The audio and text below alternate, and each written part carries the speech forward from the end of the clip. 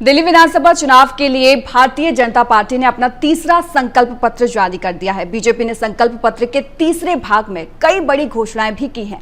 केंद्रीय गृह मंत्री अमित शाह ने 6 महीनों में सील दुकानों को खोलने का संकल्प लिया है। व्यापारिक संगठनों ने इस घोषणा का स्वागत भी किया है। इसी को लेकर केंद्रीय राज्य मंत्री हर्ष मल्होत्रा से खास बातचीत की हमारी संवाददाता शालू चौहान ने अपना तीसरा संकल्प पत्र जारी किया है और उस पर बात करने के लिए हमारे साथ केंद्रीय राज्य मंत्री हर्ष मल्होत्रा जी मौजूद हैं। संकल्प पत्र जारी किया है और आम आदमी पार्टी से मनीष सिसोदिया जी ने ये कहा है उसको कि आज एक और जुमला जो है वो बीजेपी ने जारी कर दिया है और वो दिल्ली में अपनी हार देख रहे हैं। दरअसल आम आदमी पार्टी, चाहे वो केजरीवाल हों या मनीष सिसोदिया हों, पिछले 3 महीने से चुनाव का कैंपेन चल रहा है। आप बताइए, क्या इन्होंने अपनी 10 साल की कोई उपलब्धि जनता के सामने रखी है? क्योंकि है नहीं।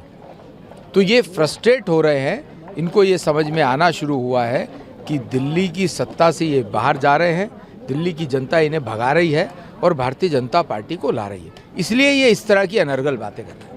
साथ ही उन्होंने अभी ट्वीट करके ये भी कहा है कि जिस तरीके से यूपी में क्या उन्होंने जितने वादे किए हैं वो पूरे किए हैं, जो आप दिल्ली में भी इस तरीके से वादे कर रहे हैं उनको पूरा करेंगे।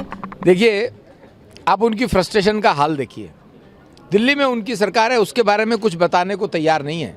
इस बात का जवाब नहीं दे रहे कि क्या 500 स्कूल बना दिए, क्या यमुना जी साफ हो गई। 8,500 करोड़ रुपए केंद्र की सरकार से आने के बाद भी उन्होंने उसको भ्रष्टाचार की भेंट चढ़ा दिया और यमुना जी ज्यों की त्यों हैं, गंदी की गंदी हैं। यूपी पर जा रहे हैं। अरे भाई, आप लोग दिल्ली पे रहो, दिल्ली का बताओ, दिल्ली का मुद्दा क्या है? दिल्ली में तुमने क्या विकास किया? दिल्ली वालों के लिए क्या किया? क्या पीने का पानी साफ दे दिया? क्या 20 कॉलेजेस बन गए?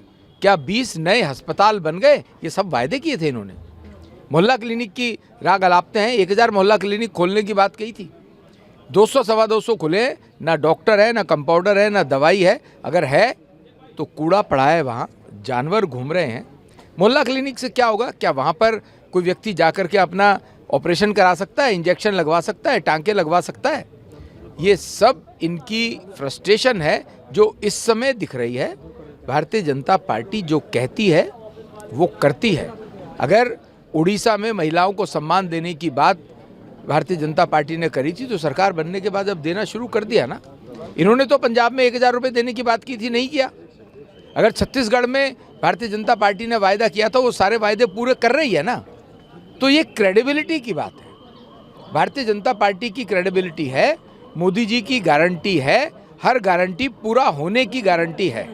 एक आखिरी सवाल सर, वो ऐसे में कहते हैं कि बीजेपी जो है वो आम आदमी पार्टी को कॉपी करती है। पहले हम जो दिल्ली में सुविधाएं देने की बात करते हैं, उसके बाद बीजेपी उसी चीज़ों को लागू करती है, कुछ पैसे बढ़ा करके देने के वादे करते हैं। हम बिल्कुल उनको कॉपी नहीं करेंगे।